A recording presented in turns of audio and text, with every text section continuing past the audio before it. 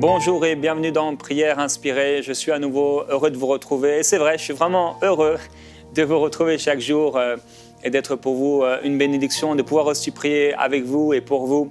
C'est vraiment une grâce et une bénédiction. On se réjouit dans le Seigneur de pouvoir être une source de bénédiction pour toute la francophonie et que vous soyez vous aussi une source de bénédiction pour ceux que Dieu a mis autour de vous. Aujourd'hui, on va parler de Caïn, de l'esprit de Caïn face à la communion avec Dieu. Et avant cela, partager un témoignage avec vous comme j'ai l'habitude de le faire. C'est Maya qui nous écrit, elle nous a déjà envoyé plus d'un témoignage déjà. Elle dit lors de la série sur la prière à travers la Bible, vous nous avez partagé qu'on pouvait lire la Bible en 1 an et aussi en moins de temps si on lui consacrait plus de temps. Le Seigneur m'a parlé me montrant de la lire 1 heure chaque jour. Je l'ai commencé, je prends un temps d'exception en sa présence en lisant la Bible et même en la lisant plus d'1 heure. Je m'arrête pour souligner ce qui me bouscule, je le note pour le méditer. Et moi qui aime tant lire, la merveilleuse parole de Dieu me donne des ailes. Je suis retraité, j'ai donc des temps libres. Et je rends grâce à Dieu pour ma retraite où je prends plus de temps dans la présence du Seigneur. Avant, je lisais la Bible en 1 an et maintenant, j'ai ce privilège de pouvoir la lire encore plus. J'aimerais juste ajouter un détail, c'est qu'auparavant, je n'arrivais pas à mémoriser des versets. Et en décembre dernier, le Seigneur a mis sur mon cœur de mémoriser certains versets que j'avais besoin de connaître. Alors j'ai dit, Seigneur, tu sais que je n'ai pas cette capacité de le faire. Et la réponse qu'il m'a donnée, c'est de lui faire confiance. Depuis début janvier, ce n'est pas moi qui choisis les versets ou les passages, il me les donne. Avec Dieu, nous ferons des exploits, gloire à Dieu. À 67 ans, il me donne une mémoire qui augmente au lieu de diminuer. Je suis une retraitée épanouie, une mamie heureuse. Merci du fond du cœur pour vos beaux enseignements qui me booste. Gloire à Dieu et vraiment je veux vous encourager aussi, vous qui m'écoutez dans votre communion avec la parole de Dieu, votre méditation de la parole de Dieu, à prendre du temps chaque jour dans la méditation, à lire la Bible chaque jour. Alors vous ne pourrez peut-être pas la lire 1 heure par jour, ou peut-être pas la lire 2 heures par jour, mais vous pouvez la lire quelques minutes chaque jour. C'est important de se réveiller en écoutant la parole de Dieu, en la méditant, en la lisant, c'est vraiment, vraiment quelque chose d'important. Alors, on est dans l'épître de Jean, les épîtres de Jean. Et hier, on a été un peu dans le chapitre 1, chapitre 2. Aujourd'hui, dans le chapitre 3, au verset 11. Vous vous souvenez que hier, j'ai commencé avec le message. Je vais vous relire le verset. Donc, Jean commence son épître et il arrive à un point comme un tournant, un point culminant de son épître.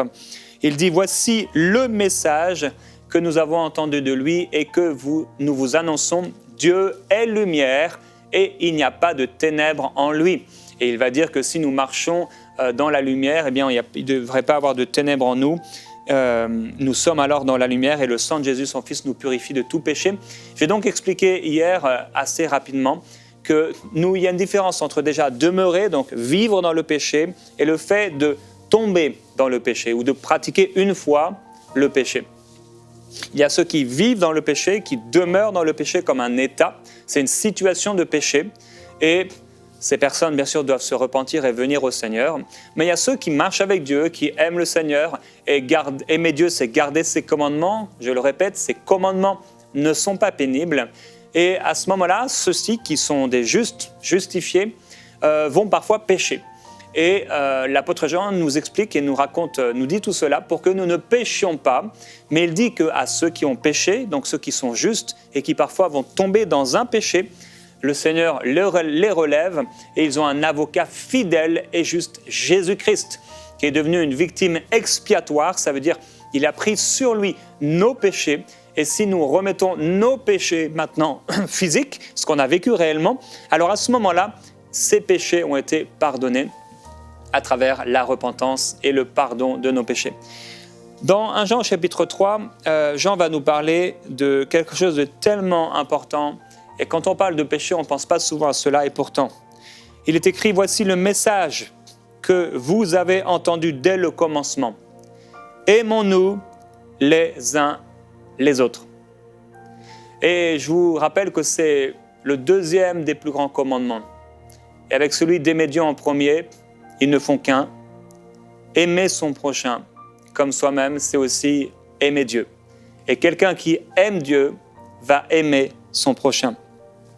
Et il dit, il précise ici, « Ne faisons pas comme Caïn, qui était du malin et qui égorgea son frère. Et pourquoi l'égorgea-t-il? Parce que ses œuvres étaient mauvaises et que celles de son frère étaient justes. Ne vous étonnez pas, frères, si le monde a de la haine pour vous. Nous savons que nous sommes passés de la mort à la vie parce que nous aimons les frères. Waouh! C'est fou! Des fois, on pose la question aux gens, mais comment vous savez que vous êtes sauvés? Comment vous pouvez savoir que vous êtes sauvés? Eh bien, la Bible dit ici que nous pouvons le savoir à cause de l'amour que nous avons pour nos frères, donc pour l'Église. Et il dit, celui qui n'aime pas demeure dans la mort. Quiconque a de la haine pour son frère est un meurtrier. Et vous savez qu'aucun meurtrier, à moins qu'il ne se soit repenti bien sûr, n'a la vie éternelle demeurant en lui. À ceci nous avons connu l'amour, c'est qu'il a donné sa vie pour nous. Nous aussi, nous devons donner notre vie pour les frères. Voilà l'amour de Dieu qui s'est manifesté pour nous et nous devrions retransmettre cet amour. Alors, quel est l'esprit de Caïn? On va parler de l'esprit de Caïn. J'essaierai de revenir sur ce passage tout à l'heure. Dans Genèse au chapitre 4, je vais lire rapidement ce passage. L'homme connut Ève, sa femme, elle devint enceinte et accoucha de Caïn. Elle dit, j'ai mis au monde un homme avec l'aide de l'Éternel. Elle accoucha encore de son frère Abel. Abel devint berger de petit bétail et Caïn, cultivateur. Au bout d'un certain temps, Caïn apporta des fruits du sol comme offrande à l'Éternel. C'était son métier, donc il n'a pas été cherché très loin. Il a fait comme il avait l'habitude de le faire, dans son élément habituel. Abel lui aussi apporta des premiers-nés de son petit bétail avec leur graisse. Et lui aussi, c'était quelque chose d'habituel, d'être avec le bétail et les bêtes, etc. L'Éternel porta un regard favorable sur Abel et sur son offrande, mais il ne porta pas un regard favorable sur Caïn ni sur son offrande. Caïn fut très irrité et son visage fut abattu. L'Éternel dit à Caïn, « Pourquoi es-tu irrité et pourquoi ton visage est-il abattu ?» C'est intéressant ici parce qu'on revoit ce qui s'est passé précédemment. Adam et Ève sont dans le jardin. Ils ont reçu une règle à suivre, une règle de vie. Vous pouvez manger de tout, profiter de tout, j'ai tout fait, j'ai tout créé pour votre bonheur. Il y a une seule chose que vous ne devez pas faire, que vous ne devez pas toucher, que vous ne devez pas goûter. C'est manger de ce fruit de l'arbre interdit. Et quand Ève puis Adam mangent de ce fruit, qu'ils se retrouvent nus et qu'ils se cachent, ils viennent de pécher et le Seigneur Jésus va à leur rencontre. Et ici, Caïn vient de faire quelque chose qu'on peut appeler un péché, puisqu'il est passé à côté de la cible. Ça veut dire que Dieu avait une façon avec laquelle on pouvait s'approcher de lui. Certainement, ils connaissaient l'histoire de leur père, Adam et Ève. Ils savaient que c'était par le sang. Et il est évident que Dieu avait parlé sur le sang et avait adressé à Adam et Ève un enseignement sur le sang. Et Caïn est irrité, son visage est abattu, il a manqué la cible, il a péché, et Dieu vient lui parler. Alors on peut pécher, qu'est-ce qui se passe quand on pêche? Frères et sœurs, qu'est-ce qui se passe quand on pêche? Le Saint-Esprit vient tout de suite pour nous parler, pour nous relever. Son but, ce n'est pas, de nous écraser, son but, c'est de nous relever. Frères et sœurs, il ne veut pas qu'on tombe plus bas. Il ne veut pas qu'on reste par terre. Il veut nous relever. Le Seigneur est pour nous. Le Seigneur est avec nous. Le Seigneur, et je disais cela à quelqu'un cette semaine, il y a quelques jours, Dieu veut encore plus que nous, notre propre bonheur. Il nous a créés pour être sa joie et pour être heureux. Il dit d'ailleurs sans cesse ou régulièrement, heureux ceux qui suivent la parole de Dieu, heureux ceux qui sont intègres dans leur voie, heureux ceux qui marchent avec Dieu, heureux, heureux, heureux, heureux. La joie est pour ceux qui marchent avec Dieu. La joie est pour ceux qui lui obéissent. Alors, c'est intéressant, donc Dieu vient parler à Caïn alors qu'il a péché. Et quand on pêche, tout de suite, aussitôt, le Saint-Esprit vient pour nous parler. Il lui dit, si tu agis bien, tu relèveras la tête, mais si tu n'agis pas bien, le péché est tapi à ta porte, et les désirs de péché se portent vers toi, mais toi, domine sur lui. Oui, frères et sœurs, on peut dominer sur le péché, on n'est pas obligé d'être écrasé ou d'être esclave du péché, parce que celui qui marche en Dieu a crucifié les péchés, la chair, avec ses passions et ses désirs. Cependant, Caïn adressa la parole à son frère Abel, et comme ils étaient dans les champs, en fait, les anciennes traductions rajoutent ici que Caïn a dit à son frère « Allons ensemble dans les champs » et ils y allèrent. Alors maintenant qu'ils étaient dans les champs, Caïn se dressa contre son frère Abel et le tua. L'Éternel dit à Caïn « Où est ton frère Abel ?» C'est fou, le Seigneur vient une deuxième fois. Alors j'aimerais dire à quelqu'un aujourd'hui, arrête de croire que parce que tu as péché, le Seigneur s'éloigne de toi. Arrête de croire que parce que tu as péché, le Seigneur ne t'aime plus, ou le Seigneur est contre toi. J'aimerais dire à quelqu'un qui croit qu'il a trop péché que tu n'as pas trop péché encore. Christ est mort à la croix pour tous tes péchés. Il n'y en a pas un qu'il a mis derrière. Pas 10, pas 100, pas 1000. Jésus, ce qu'il a fait à la croix, était suffisant. Il a tout porté sur lui. Mon frère, ma sœur, je ne sais pas où en est ta relation avec Dieu, où en est ton intimité avec Dieu, et on va en parler de plus en plus au cours de cette semaine.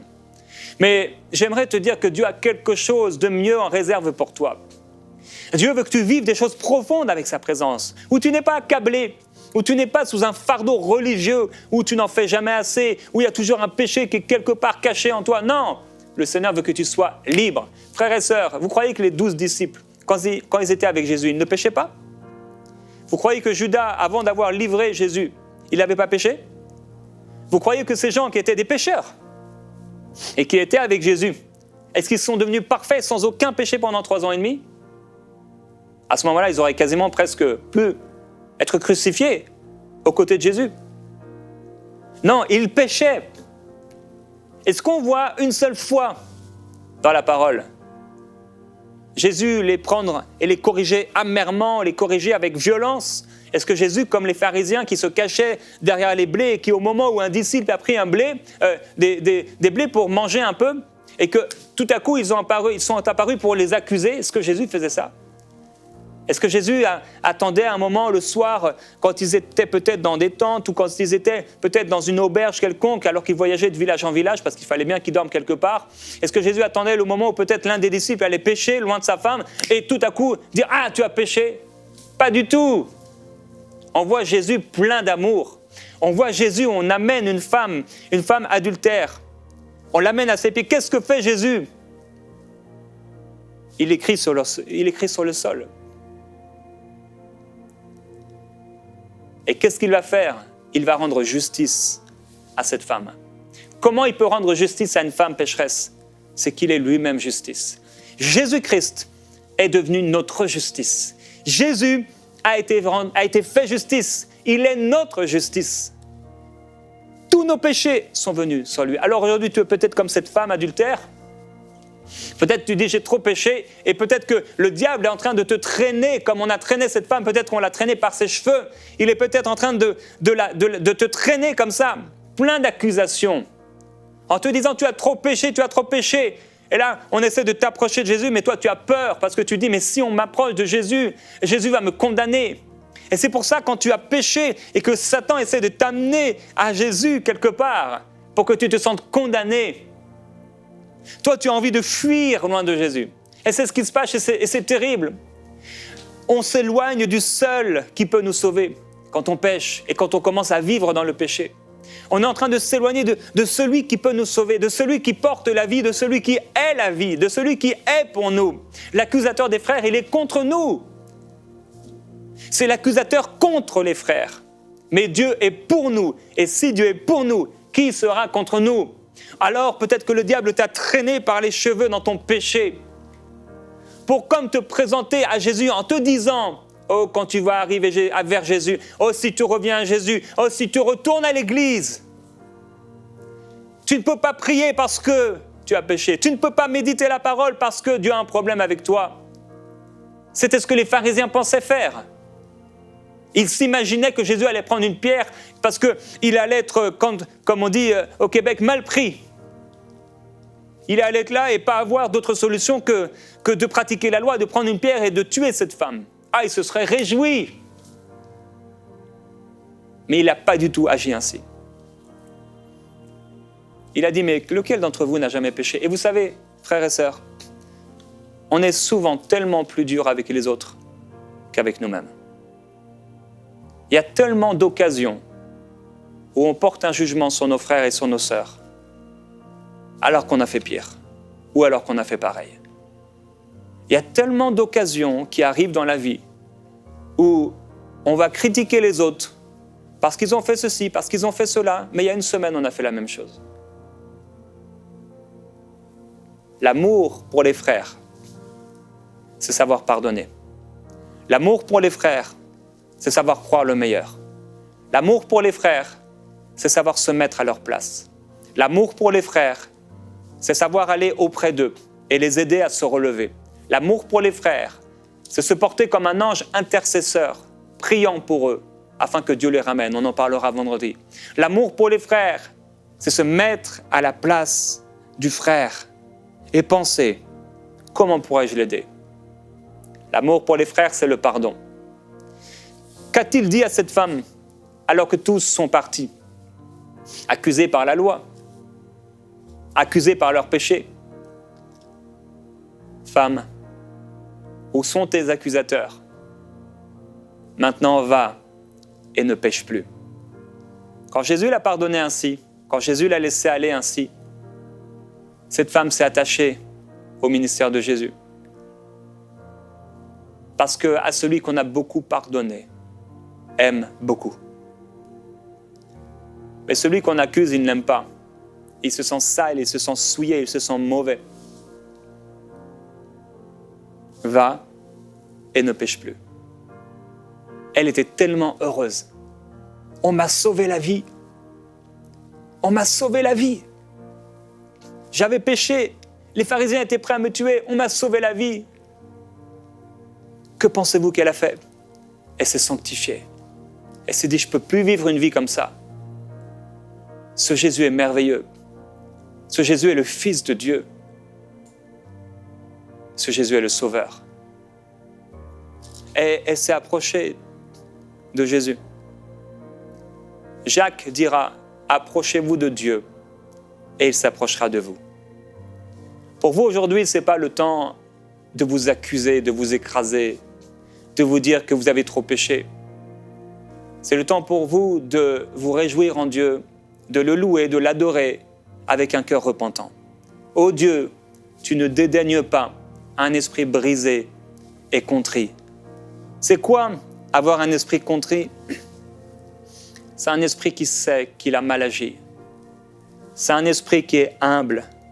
C'est un esprit qui se sent mal d'avoir péché. C'est un esprit brisé, c'est un esprit comme celui d'un enfant qui vient simplement auprès du Père pour être pardonné. Maintenant, un autre point. L'Éternel donc dit à Caïn, où est ton frère Abel? Il répondit, je ne sais pas. Suis-je le gardien de mon frère, moi? Alors Dieu dit, qu'as-tu fait? La voix du sang de ton frère crie du sol jusqu'à moi. Maintenant tu seras maudit loin du sol qui a ouvert sa bouche pour recevoir de ta main le sang de ton frère. Et Dieu continue. L'esprit de Caïn, qu'est-ce que c'est cet esprit de Caïn? Caïn savait très bien où était son frère. Il avait tué son frère. Dieu lui avait clairement parlé. Et pourtant, il l'a tué. Et quand Dieu lui parle, comme Ève, qui savait, il ment. Et il va même plus que mentir. Il va s'opposer à Dieu. Mais suis-je le gardien de mon frère? Quelle insolence dans l'esprit. Quelle arrogance. Quel orgueil. On retrouve cet esprit dans le livre de Jude. Jude va en parler. Il dit au verset 11, « Malheur à eux, car ils ont suivi la voie de Caïn. C'est dans l'égarement de Balaam que pour un salaire ils se sont jetés, et c'est par la révolte de Corée, les fils de Corée qui se sont révoltés contre Moïse, qu'ils ont péri. Il y a vraiment un esprit, c'est l'esprit de Caïn. L'esprit de Caïn, j'aimerais, et je crois que ceux qui m'écoutent aujourd'hui, ce n'est pas votre esprit. Je crois que la plupart de ceux qui m'écoutent ont l'esprit de Dieu. L'esprit de Caïn n'a pas l'esprit de Dieu. L'esprit de Caïn, c'est cet esprit qui conteste. C'est cet esprit orgueilleux, blasphématoire, qui refuse de se repentir. En fait, comment on peut discerner l'esprit, quelqu'un qui a l'esprit de Dieu et quelqu'un qui ne l'a pas? C'est que quand quelqu'un qui a l'esprit de Dieu a péché et que Dieu lui parle avec clarté, cette personne veut se repentir. Je ne dis pas qu'elle se repent, elle veut se repentir. Il va peut-être avoir un certain temps, une certaine durée de temps entre le moment où elle va vraiment se repentir et le moment où le Seigneur lui a parlé. Mais elle va se repentir.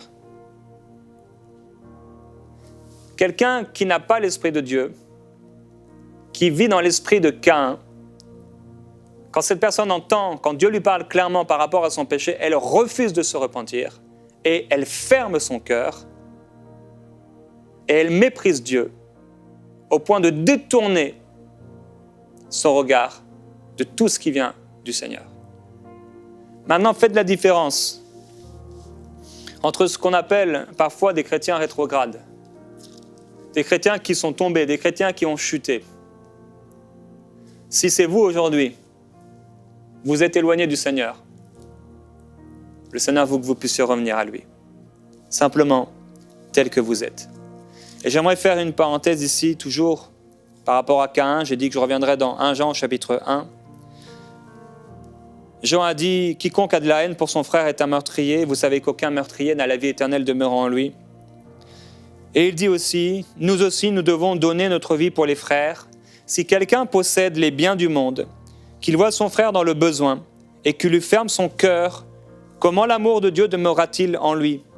Petits enfants, n'aimons pas en parole ni avec la langue, mais en action et en vérité.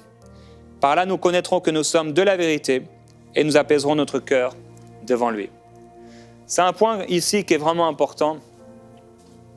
L'apôtre Jean dit qu'en fait, si nous aimons Dieu sincèrement, réellement, on ne va pas l'aimer seulement en parole, mais ces paroles, ça va devenir des actions. Et c'est là qu'on va voir que nous sommes dans la vérité. J'aimerais dire à quelqu'un, si tu as de l'argent et que tu as des frères autour de toi qui sont dans le besoin, alors que le Saint-Esprit t'a parlé quelque part, au fond de ton cœur peut-être, pour eux, ne ferme pas ton cœur, mais fais-leur du bien avec ce que Dieu t'a donné. Il faut qu'on puisse aimer Dieu, et aimer Dieu, c'est aimer nos frères. Alors je voudrais faire un appel aujourd'hui pour ceux qui m'écoutent. Il y a quelqu'un qui a de la haine pour un frère. C'est peut-être profondément caché en toi. Peut-être tu ne veux pas l'avouer et tu as de la haine à quelqu'un que tu détestes. Il faut que tu pardonnes. Il faut absolument que tu pardonnes. Tu dois pardonner. C'est le moment de pardonner. Saint-Esprit. Oh Saint-Esprit.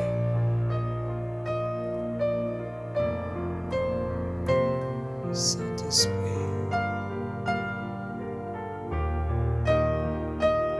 Saint-Esprit. Oh Saint-Esprit. Saint-Esprit.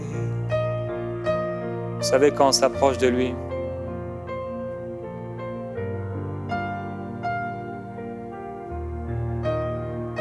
on a forcément envie de goûter à sa sainteté.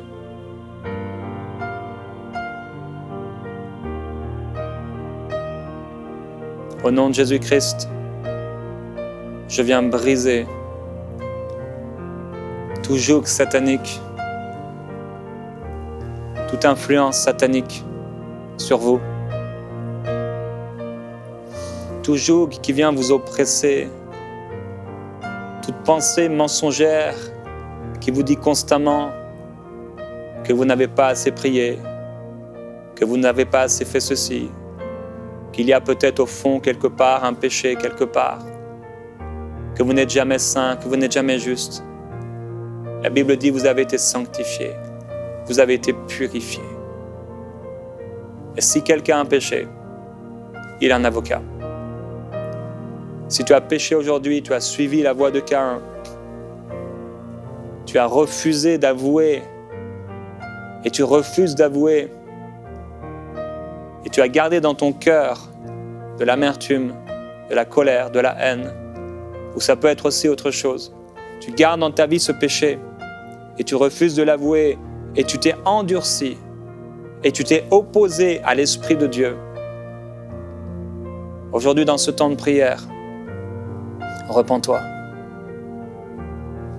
Demande-lui sincèrement pardon. Seigneur, pardonne-moi, pardonne-moi, pardonne-moi. Avec tes mots là où tu es, demande-lui sincèrement pardon. Et si ta vie est juste devant lui, sois reconnaissant. Dis-lui merci. Je veux m'approcher de toi. Je veux vivre plus. Aimer plus mes frères. Aimer plus. Aide-moi à aimer plus. À aimer, non pas seulement en parole, mais d'une manière concrète. Montre-moi comment je peux aimer aujourd'hui. Montre-moi comment je peux aimer les gens que je vais rencontrer. Il y a peut-être un rendez-vous. Des personnes que je sais déjà que je vais voir, comment je peux les aimer. D'une façon concrète, avec des actions concrètes. Là, tu es mon frère, ma sœur, demande-lui, Saint-Esprit, quelles sont les actions que tu veux que je pose pour aimer? Pour t'aimer et pour aimer les frères.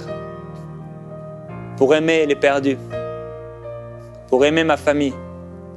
Pour aimer mes enfants. Pour aimer mon épouse. Pour aimer mes parents. Quelles sont les actions? Pour aimer ceux qui me portent ta parole, ceux qui m'enseignent. Qu'est-ce que tu veux que je fasse? Je crois que le Saint-Esprit va vous parler. Et je veux vraiment vous encourager. Plusieurs, vous avez déjà reçu des choses. Notez-les. Écrivez-les. Et faites-le. Et pendant les minutes à venir, certains vous allez au travail, d'autres vous êtes en train de cuisiner, d'autres en train de marcher ou dans le métro ou peu importe. Continuez à demander au Saint-Esprit. Qu'est-ce que tu veux que je fasse? Et notez-le. Je vous bénis au nom de Jésus. On va se retrouver demain dans Prière Inspirée.